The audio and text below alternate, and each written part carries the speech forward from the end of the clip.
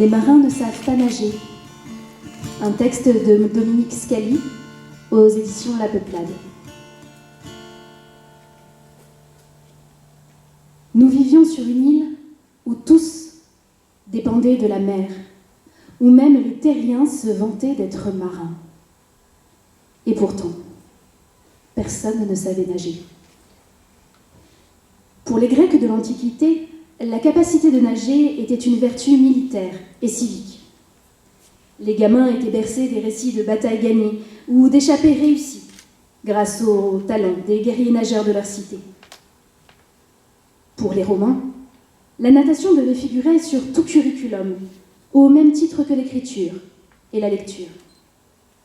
Un citoyen digne de ce nom ne craignait ni de plonger, ni de se mettre à nu face à ses adversaires perses ou barbares qui refusaient de se démunir de leurs plastrons et restaient enchaînés à la côte. À Is, ceux qu'on appelait les premiers hommes furent les premiers à renouer avec cette idée. Leurs poupons étaient baignés dans l'eau si jeunes qu'ils n'oubliaient jamais ce qu'ils avaient appris dans le ventre de leur mère. Ainsi, leurs petits entraient dans le métier avec une aptitude que peu de gens possédaient. Ce don, Danaé Bérubé Portanguin, dite Poussin, le possédait. On nous dit qu'elle a été enfant du rivage, naufrageuse sans scrupules, secoureuse sans limite, fille de pilote, mère d'orphelin, héritière d'une arme dont elle ne sut jamais se servir à temps.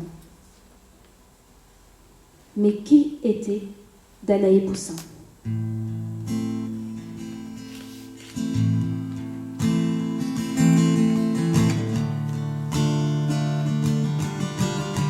Is est une île. Is est unique.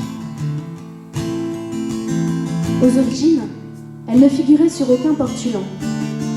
Elle n'était connue que des chasseurs de baleines, prêts à poursuivre le cétacé jusque dans ses lointaines fugues. Ils étaient les marins les plus hardis de leur époque.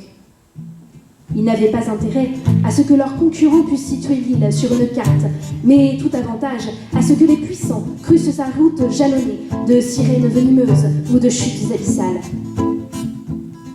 L'île avait eu plusieurs noms, un dans chaque langue et dans chaque patois.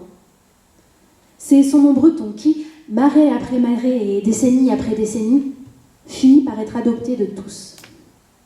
Peut-être parce qu'il était le plus court, ou parce qu'il frappait l'imaginaire, ressuscitant le souvenir d'une cité mythique et sublime, engloutie sous les eaux pour avoir été trop païenne. C'était avant le temps des découvrances, avant que les galions espagnols revinrent de l'autre côté de l'océan chargés de trésors, avant que les Portugais y construisissent une muraille percée de bouches à feu, avant que l'île devint le principal relais au cœur des traversées, le repère des ravitaillements des pirates, le lieu de liquidation clandestine des corsaires qui ne souhaitaient pas voir l'entièreté de leur butin confisqué par des fonctionnaires tatillons. C'était avant que les Anglois et les François se la disputassent et la ceinturassent encore davantage de remparts, toujours plus nombreux et élevés, qui contrôlaient les forts et la muraille contre les Is, qui contrôlait Is contrôlait l'Atlantique. Mais personne ne parvint jamais à contrôler les Issois. Servan-Jurian avait l'oreille dure, mais le regard perçant. Une goélette se découpait dans le sentiment de la mer. À le voir s'y ranger si près de la côte, c'est un léger. Trop léger pour être guerrier, c'est d'un point de canon, c'est trop grand pour être un colporteur. Ça pourrait être du pêcheur de grand vent, mais sont guère nombreux sur ce pont. Mais t'as vu que c'est du caboteur, conclut l'aîné. Du caboteur honnête ou du caboteur malhonnête, insista la patronne. On va bien le savoir assez vite.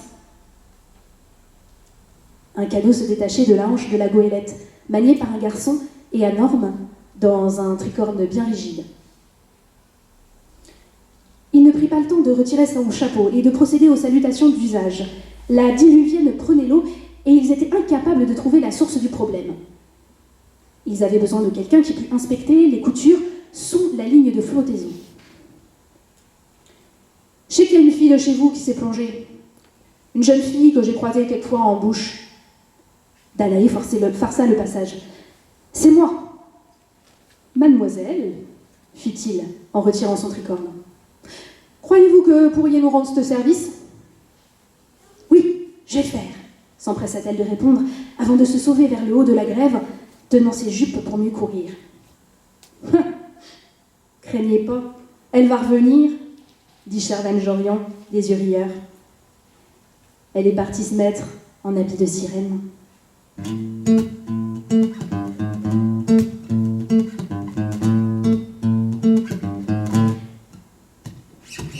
Danaé Poussin plongea depuis la plage, toucha la coque du navire avant que le canot et ses 2 rameurs ne l'atteignissent.